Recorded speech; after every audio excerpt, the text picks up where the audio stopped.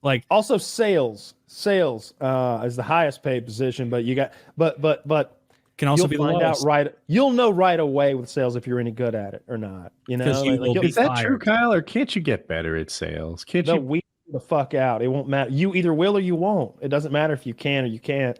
You will or you won't, and because it'll be over quickly. Like there's so many like sales, like yeah, maybe 3-4 months of someone sitting right next to you and being your buddy and saying, no, you should have asked for the sale. You know, you didn't ask for the sale. Or, oh, you were too aggressive there. We don't ask for the sale when we meet them, buddy. But you've got your sink or swim, right? Let me ask you this. Let's say we're grading salesmen on 1 to 10. Could it be you just need to hit the ground at a 5? You know, no one's going to start as a 10 probably, right? Very few. You just need to know that you're not a 2. Yeah. I don't know. I have some medium amount of experience in that, and I just noticed that like there were guys who could do it, and there were guys who couldn't. Like it was you either could or you couldn't. And what was the characteristic of a guy who couldn't? Was he not bold enough? Being personable. I didn't want to be his friend. I didn't want to be that guy's friend. I every now and then I joke around about me as a 19-year-old kind of giving these guys a hard time that were in their 30s and 40s and 50s, and I think the reason I was giving them a hard time is like. I didn't want to be their friend. They were kind of losers. They just didn't seem like cool guys. They say like I remember like they just seemed weird. They weren't friendly. They weren't personable. They weren't guys that you wanted. I didn't care if they liked me. And there were, but some people you can't. You're like, hey, I wish Brad liked me. It'd be kind of cool, right? I mean, he's got a fucking side by side. Just he doesn't have a brother. That could be me. Me and Brad. We could be fucking. God, we'd have our own handshake. I know we would, you know. It could be like that. I kind of want to be Brad's friend. That sounds great. Gee, Kyle's selling you on Brad right now. I'm buying. Like I have some sales experience, and like in seeing people, like you can tell if they're going to be good or not just by how. Like honestly, like conversational. Like if you're a conversationalist and you're good at making people feel comfortable, putting them at ease, like making the stakes seem low, just a normal day, like that kind of thing makes you good at it. Like you know, when you're on a date, you don't want to be Mr. like asking for the sale 3 times before you've even spoken and like gotten to know them at all, because that's off-putting, and you know that person's not going to buy from you because they feel like you're a predator. Do you remember how when it was your first day at a new grade or with a new teachers, like for that first week or two before you got to know her?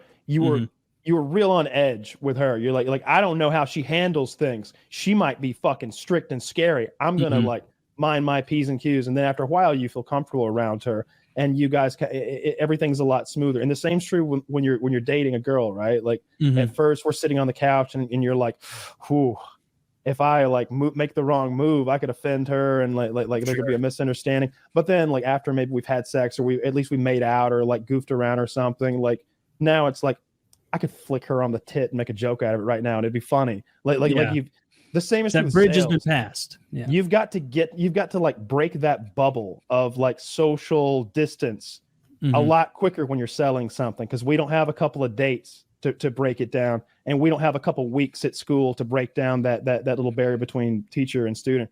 I've got to become your friend, or at least someone that we can have like a normal loose conversation that's flowy. Sure. Now, like in the next 10, 20 minutes, because I gotta get you out of here and get like you don't have to be like when I said conversationalist, I mean being able to read someone. You don't want to be Mr. Flowery, over the top, talk. Like you should be able. This is what it is. You need to be able to read someone and their intentions and their desires. Like, does that person want to be spoken to, or is that a no nonsense? Don't fucking, hoity-toity talk to me. Just get it done. Or is this someone who maybe it's their first car and they would be more relaxed if they were in a more, gentle atmosphere, and you ask them like a question about themselves. Why do you want this kind of car? Oh, this will be perfect for that. Like, I've never sold cars, but like with sales in any way, you gauge the person first. You're selling yourself. That's trite, but you are in pretty much everything. If someone doesn't like you, they will not buy from you. Exactly. You're not going to buy for someone, and the slightest offense can turn somebody off. Yeah, because they're on edge. They're looking for offenses and potential slights of, oh, he revealed these. I would often pose position myself as an independent kind of guy. Like, look, it's you versus them, and I'm your middleman. But don't worry, I'm with you. And I could sell that So, Yeah. and so it made the process a lot easier. Even though I'm not working in their best interest, they need to believe that, or at least kind of believe that I am. Because I mean, look, they want a car, right? Like, it's not like I'm going to ruin their lives or something like that. I'm trying to make an extra $2,000 here on a $50,000 purchase. I'm trying to put food on my table. Like when I've done oh, I'm sorry. Go ahead. No, but it's like you said. You've got some people guys would come in, and this isn't their first rodeo, and they'd be like, "Hey, look, I'm here to buy a new F-150. I want the blah blah blah package, and hey, it's got to be red." Or black, or red or black.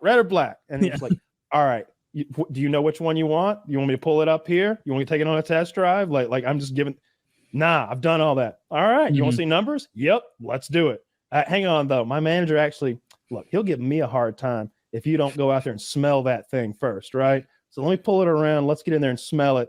And then when he comes around, he asks if you smelled how the car smelled, you can say it smells great. Then I won't get in trouble. Because I got to get him back out there to smell that fucking car before we start talking about numbers. He's got to get back in there one more time and feel how smooth the leather feels and like rev it up or whatever. Why are you getting him in there? Is that true? Your manager doesn't care if he's in the car, right? No, my manager doesn't care. I want him in there. I want him to go touch that $60,000 truck before he sits down and starts talking to Wells Fargo. Like I want him to remember why he's here. The car to sell itself. Yeah, I mean the car does sell itself. They're nice. New cars are nice.